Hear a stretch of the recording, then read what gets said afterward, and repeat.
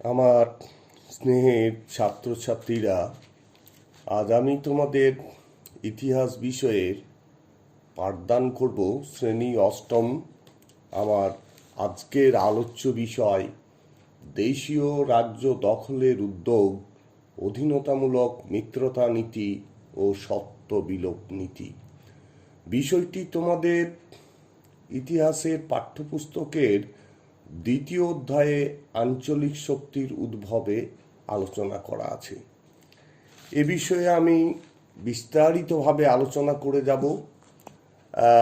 তোমরা বিষয়টি অত্যন্ত মনোযোগ সহকারে শুনবে। শুরু করছি আমার পাঠদান।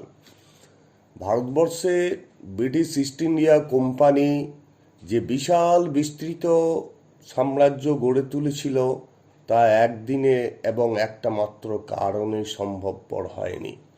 বিশাল ব্রিটিশ সাম্রাজ্য পূর্ণরূপ পরিগ্রহ করতে পলাশী যুদ্ধের পর তাদের 100 বছর সময় লেগেছিল।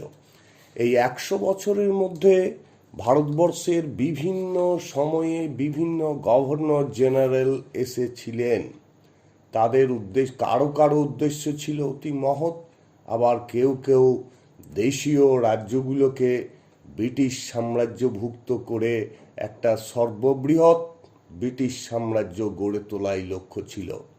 ভারতবর্ষের ইতিহাসে এই রকম দুজন ঘোরতর সাম্রাজ্যবাদী হলেন লর্ড ওয়েলেসলি এবং লর্ড ড্যালহৌসি।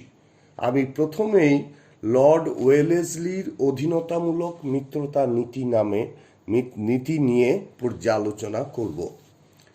এখন লর্ড কর্নওয়ালিসের আমল পর্যন্ত দেশীয় রাজাদের আভ্যন্তরীণ নীতিতে হস্তক্ষেপ না করার নীতি গ্রহণ করেছিলেন অন্যান্য গভর্নররা।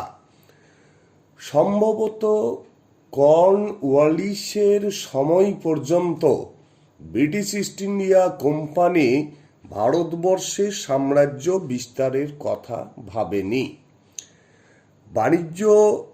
ব্যবসা বাণিজ্যে সুস্থির ভাব আনার জন্য দেশীয় রাজন্যবর্গের ব্যাপারে তারা অহস্তক্ষেপ নীতি গ্রহণ করেন। কাজেই যুদ্ধ নয় শান্তি চাই ছিল মূলত তখন তাদের নীতি।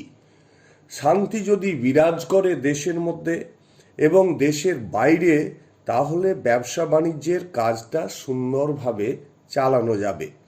বহিঃশত্রুর আক্রমণেরও কোনো সম্ভাবনা ছিল না। কাজেই বহিঃশত্রুর আক্রমণ থেকে সম্পূর্ণরূপে নিরাপদ এবং আভ্যন্তরীণ ক্ষেত্রে শান্তি বিরাজ করছে। এই সময়ে কর্নওয়ালিসের আগে পর্যন্ত ব্রিটিশ ইস্ট ইন্ডিয়া কোম্পানির নীতি হচ্ছে দেশীয় রাজন্যবর্গকে সন্তুষ্ট করার জন্য শান্তির নীতি অনুসরণ করা। সেই জন্য কর্নওয়ালিসের আগে পর্যন্ত ব্রিটিশ ইস্ট ইন্ডিয়া কোম্পানির নীতি ছিল দেশীয় রাজন্যবর্গের প্রতি অহস্তক্ষেপ নীতি বা পলিসি অফ নন ইন্টারভেনশন। কিন্তু 1798 খ্রিস্টাব্দে 37 বছর বয়স্ক লর্ড ওয়েলেসলি যখন ভারতবর্ষে গভর্নর হয়ে এলেন, তখন ভারতবর্ষের রাজনৈতিক পরিস্থিতি এবং আন্তর্জাতিক পরিস্থিতি পাল্টে গেছে। আন্তর্জাতিক ক্ষেত্রে ইতিপূর্বে ফরাসি দেশে একটা বিরাট অভ্যুত্থান ঘটেছে। সেই সময় ফ্রান্সের ডাইরেক্টরি শাসন চলছে। নেপোলিয়ান ইটালি জয় করে মিশর আক্রমণ করেছেন, লক্ষ্য তার ভারতের দিকে। উদ্দেশ্য ভারত থেকে ইংরেজ সাম্রাজ্যের উচ্ছেদ। এদিকে ফরাসি সরকারের সঙ্গে মহীশূরের অধিপতি টিপু সুলতানের একটা সম্পর্ক স্থাপিত হয়েছে। ফরাসি আদব কায়দায় ভারতীয় সেনাদেরকে প্রশিক্ষণ দেওয়া হচ্ছে। আর অন্যদিকে যদি আমরা দেখি, তাহলে দেখব পারস্যের জামান শাহ আফগানিস্তান জয় করে পাঞ্জাবে প্রবেশ করেছেন। ব্রিটিশ সরকারে ভারতে যখন এইরকম একটা দুর্দশা, তখন লর্ড ওয়েলেসলি ভারতে গভর্নর হয়ে এলেন। তিনি ছিলেন ঘোরতর সাম্রাজ্যবাদী, তাই আগেকার গভর্নর জেনারেলদের অহস্তক্ষেপ নীতির পরিবর্তন ঘটিয়ে পরিবর্তিত পরিস্থিতি অনুযায়ী তিনি দুটো নীতি গ্রহণ করলেন। এক নম্বর হচ্ছে যুদ্ধ দ্বারা রাজ্য জয়, দু নম্বর হচ্ছে কূটনীতি প্রয়োগ করে ব্রিটিশ সাম্রাজ্যের আধিপত্য বিস্তার করা। কূটনীতির ক্ষেত্রে তিনি প্রয়োগ করলেন অধীনতামূলক মিত্রতা নীতি। এই অধীনতামূলক মিত্রতা নীতির উদ্ভাবক কিন্তু তিনি নন। ইতিপূর্বে অন্যান্য গভর্নর জেনারেলরা এই নীতি অনুসরণ করেছিলেন। তা যাই হোক, লর্ড ওয়েলেসলি এই অধীনতামূলক মিত্রতা নীতির ব্যাপক প্রয়োগ ঘটালেন।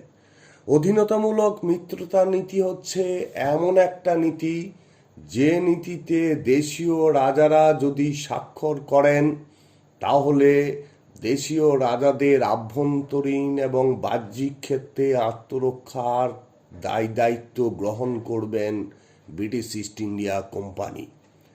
ও 2 নম্বর, অধীনতামূলক মিত্রতা চুক্তিতে স্বাক্ষরকারী দেশীয় রাজ্যের শাসকের যদি বড় সেনাবাহিনী থাকে বা বড় সেনাদল থাকে, তবে সেই সেনাদলটি ব্রিটিশ ইস্ট ইন্ডিয়া কোম্পানির হাতে তুলে দিতে হবে। আর যদি কোনো সেনাবাহিনী না থাকে, তাহলে তার রাজ্যে একদল ব্রিটিশ সৈন্য মোতায়েন থাকবে এবং ব্রিটিশ সৈন্যের ব্যয়ভার বহন করতে হবে সংশ্লিষ্ট রাজ্যকেই। 3 নম্বর শর্ত হচ্ছে যে অধীনতামূলক মিত্রতা চুক্তিতে স্বাক্ষরকারী দেশীয় রাজ্যের শাসক বিদেশি রাষ্ট্রের সঙ্গে বা অভ্যন্তরের কোনো দেশীয় রাজাদের সঙ্গে সম্পর্ক বজায় রাখতে পারবেন না বা যুদ্ধ ঘোষণা বা শান্তি স্থাপন করতে পারবেন না। লর্ড ওয়েলেসলি এই অধীনতামূলক মিত্রতা নীতির আহ্বান জানানোর জন্য হায়দ্রাবাদের নিজামকে বললেন। হায়দ্রাবাদের নিজাম নিজের স্বাধীনতা জলাঞ্জলি দিয়ে প্রথম অধীনতামূলক মিত্রতা চুক্তিতে স্বাক্ষর দিলেন। এরপর লর্ড ওয়েলেসলি দেখলেন যে তার সব থেকে বড় শত্রু হচ্ছে মহীশূরের অধিপতি হায়দর আলী।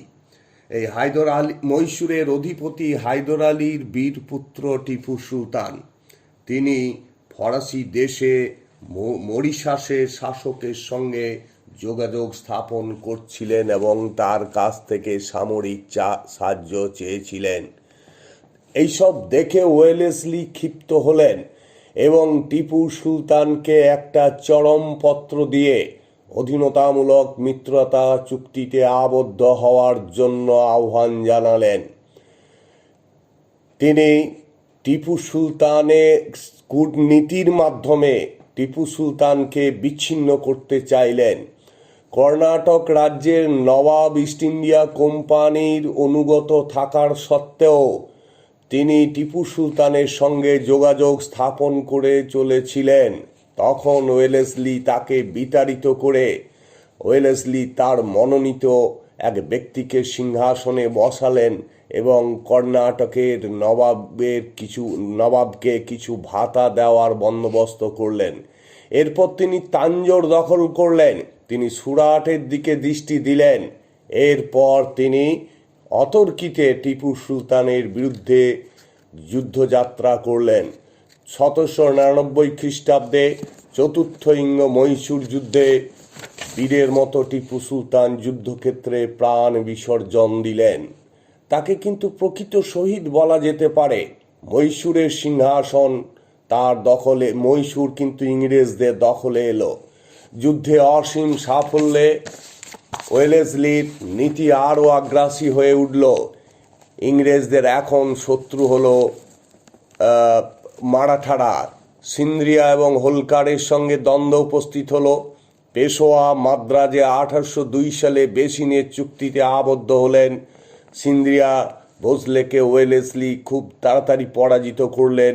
হোলকারের সঙ্গে কিন্তু যুদ্ধে ওয়েলেসলি পরাজিত হলেন। এইসব যুদ্ধবিগ্রহের খবর যখন ইংল্যান্ডে পৌঁছল, ডাইরেক্টরি বোর্ড ওয়েলেসলিকে ডেকে পাঠান এবং এদেশ ছেড়ে চলে যাওয়ার আগেই তিনি পদচ্যুত হন। এইভাবে লর্ড ওয়েলেসলি কখনো কূটনীতি প্রয়োগ করে, কখনো যুদ্ধ দ্বারা রাজ্য জয় নীতি প্রয়োগ করে ব্রিটিশ ইস্ট ইন্ডিয়া কোম্পানিকে একচ্ছত্র ক্ষমতার অধিপতি করে তুলেছিলেন। এবার আমরা আলোচনা করব লর্ড ডেলহৌসির সাম্রাজ্যবাদী নীতি নিয়ে। ভারতবর্ষের ইতিহাসে ঘোরতর সাম্রাজ্যবাদী শাসক ছিলেন লর্ড ডেলহৌসি।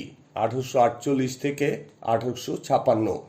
তিনি মনে করতেন যে দেশীয় রাজ্যের রাজন্যবর্গের শাসন ব্যবস্থা অত্যন্ত পুরনো বা সেকেলে ধরনের, তাই নূতন ভারতে তা একান্তভাবেই বাতিল হওয়ার যোগ্য। তাই ব্রিটিশ সাম্রাজ্যের আওতায় এনে তারা একটা নূতন ভারতবর্ষ গড়ে তুলতে চান। লর্ড ডেলহৌসির পররাজ্যাধিকার নীতির অন্যতম অঙ্গ হচ্ছে সত্ত্ববিলোপ নীতি। এই নীতির অর্থ কি? এই নীতির অর্থ হলো ব্রিটিশের অধীন বা ব্রিটিশ শক্তির সাহায্য নিয়ে গঠিত কোনো রাজ্যের উত্তরাধিকারী না থাকলে সেই সাম্রাজ্যটা ব্রিটিশ সাম্রাজ্যভুক্ত হয়ে যাবে। এই নীতির ব্যাপক প্রয়োগ ঘটিয়েছিলেন লর্ড ডেলহৌসি। লর্ড ডেলহৌসি কিন্তু সত্ত্ববিলোপ নীতির মূল উদ্ভাবক নন। এই নীতি প্রয়োগের মাধ্যমে ডেলহৌসি সাতারা, সম্বলপুর, ভগত, উদয়পুর, নাগপুর, ঝাঁসি ইত্যাদি ব্রিটিশ সাম্রাজ্যভুক্ত করেন। দ্বিতীয়ত, কোম্পানি সেনাবাহিনীর খরচ মেটানোর জন্য হায়দ্রাবাদের বেরার প্রদেশটিকে তিনি ছিনিয়ে নেন। যেখানে সত্ত্ববিলোপ নীতির প্রয়োগ হচ্ছে না, সেখানে তিনি কুশাসনের অজুহাতে ব্রিটিশ সাম্রাজ্যভুক্ত করেছিলেন বেশ কয়েকটা প্রদেশকে। 1856 খ্রিস্টাব্দে অপশাসনের অজুহাতে অযোধ্যার বাকি অংশ কোম্পানির দখলে নিয়ে আসেন। যুদ্ধের মাধ্যমে পাঞ্জাব রাজ্যটি কোম্পানির দখলে আনেন। এইভাবে লর্ড ডেলহৌসি কখনো তার সাম্রাজ্যবাদী নীতির মাধ্যমে সাম্রাজ্যবাদী নীতির অঙ্গ হিসাবে সত্ত্ববিলোপ নীতি, কখনো অপশাসনের অজুহাত, কখনো যুদ্ধ দ্বারা রাজ্য জয় নীতি অনুসরণ করে ব্রিটিশ ইস্ট ইন্ডিয়া কোম্পানিকে ভারতে একচ্ছত্র ক্ষমতার অধিপতি করে তুলেছিলেন। এবং পলাশির যুদ্ধের পর থেকে 100 বছরের মধ্যে ব্রিটিশ সাম্রাজ্য একটা পূর্ণ রূপ পরিগ্রহ হয়েছিল। 1857 সালে মহাবিদ্রোহ যে হয়েছিল, সেই মহাবিদ্রোহের অন্যতম প্রধান কারণ ছিল লর্ড ওয়েলেসলি এবং লর্ড ডেলহৌসির সাম্রাজ্যবাদী নীতি। তাহলে এখন তোমরা অধীনতামূলক মিত্রতা নীতি এবং লর্ড ডেলহৌসির সত্ত্ববিলোপ নীতি সম্পর্কে বিস্তারিতভাবে জানলে। এখান থেকে যে প্রশ্নগুলো তোমাদের তৈরি করতে হবে সেগুলো একটু বলে নিই। লর্ড ওয়েলেসলির অধীনতামূলক মিত্রতা নীতি সম্পর্কে সংক্ষেপে লেখো। 2 নম্বর হচ্ছে লর্ড ডেলহৌসি সত্ত্ববিলোপ নীতি সম্পর্কে সংক্ষেপে লেখো। 3 নম্বর হচ্ছে লর্ড ওয়েলেসলির অধীনতামূলক মিত্রতা নীতির শর্তগুলো কি ছিল। 4 নম্বর হচ্ছে লর্ড ডেলহৌসি তার সাম্রাজ্যবাদী নীতি প্রয়োগের মাধ্যমে কোন কোন দেশীয় রাজ্য ব্রিটিশ সাম্রাজ্যভুক্ত করেন। আরেকটা প্রশ্ন আছে সংক্ষেপে, সেটা হচ্ছে লর্ড ওয়েলেসলি এবং লর্ড ডেলহৌসি তার সাম্রাজ্যবাদী নীতির মাধ্যমে ব্রিটিশ ইস্ট ইন্ডিয়া কোম্পানিকে ভারতবর্ষে কতখানি সার্বভৌম শক্তিতে পরিণত হতে সাহায্য করেছেন। তা এই বিষয়টা আবারও তোমরা মন দিয়ে শুনবে, তাহলে একেবারে পরিষ্কার হয়ে যাবে। আমি আমার পাঠদান